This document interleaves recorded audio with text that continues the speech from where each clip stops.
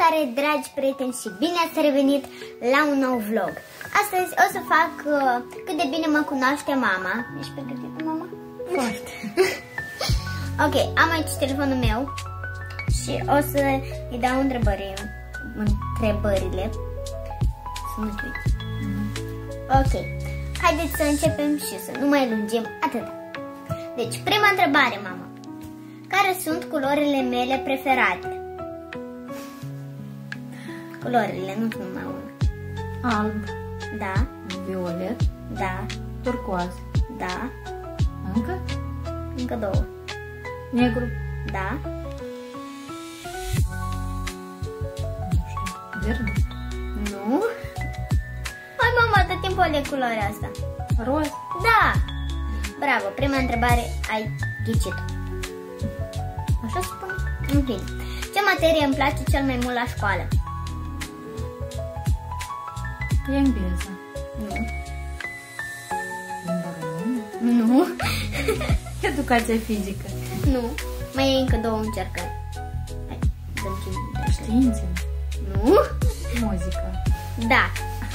Ultima încercare, mama. Vezi, o muzică. Vă arăt vouă, mămâns. Deci nu s-a pus tastatura, că n-am apăsat pe nimic, dar în fine. Deci, cum îmi prind de obicei părul? Fără disprins. Coadă jos. Da. Bravo. Ok. Cine este cea mai bună prietenă a mea? Iana. Da. Dacă nu știți cine e Iana, intrați la... am uitat cum se numește, o să vă las aici poză în colț. Ok. Următoarea întrebare. Ce sport sau activitate fizică îmi place cel mai mult? Dansurile. Asta o știi perfect. Ok. Deci, următoarea întrebare.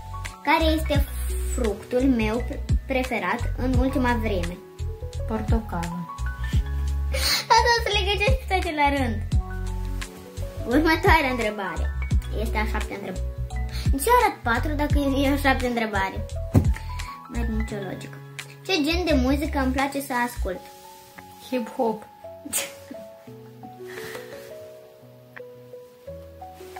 Uitați, vedeți? Dar nu se focalizează, se vede doar alb. Din păcate. O să vă las aici poză. Așa. Următoarea întrebare. Ce îmi place să fac în timpul liber? Să dansezi. Nu. Îmi place și asta, dar mai mult? Să scrii în jurnal. Nu. Să stai în telefon. Da. Ok, următoarea întrebare. Ce frică am? Frică de întuneric. De unde le știi? Mai sunt 4 întrebări. Hai. Care este animalul meu preferat? Câinele. N-ai ghicit, scrii cățel. Cățel. Bine, tot așa se socoate. Care este filmul meu preferat? Barbie. Nu. Filmul tău preferat? Da. Ai și film? Film de... nu e chiar bine. Dar eu am două, dar mai mult îmi place care l-am scris. Ariana Grande? Campionul? Nu? Îmi place și așa ăla, eu am uitat de ăla, dar mai mult îmi place care am scris. Hai, ultima întrebare. Nu știu. Harry Potter. Ah, da. Asta a fost prima întrebare care tu n-ai ghicit-o. Care este mâncarea mea preferată? Cartofi pai. Nu. Shawarma. Nu. Dar shawarma spune kebab. Da. Nu știu. Îmi spun? Macaroni. Nu. Paste. Asta macaroni, tot așa. Nu. Care este? Pancake-uri. Ah, păi asta e de desert. E tot mâncare. Pancake. Cum se spune? Pancake-uri. Pancake. În fine.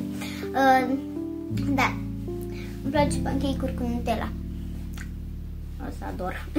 Ce stil de dans îmi place? Hip-hop.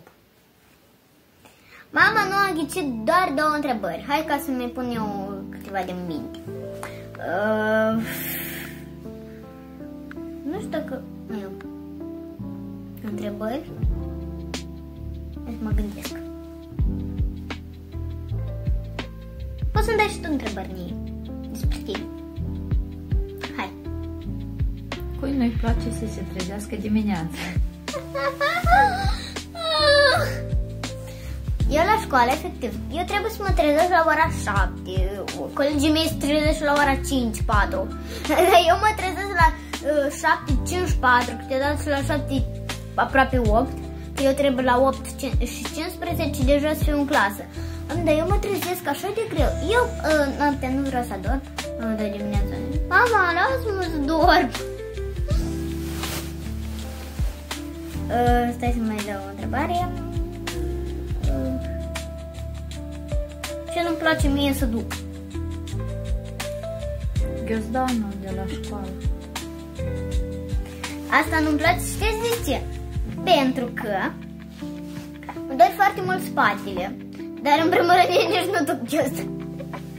Eu dacă în afară de școală, eu nu mai duc ghiozdan, foarte rar când duc. Și cam acesta a fost și vlogul pentru astăzi. Eu vă pup și noi ne revedem data viitoare. Pa, pa! Pa, pa!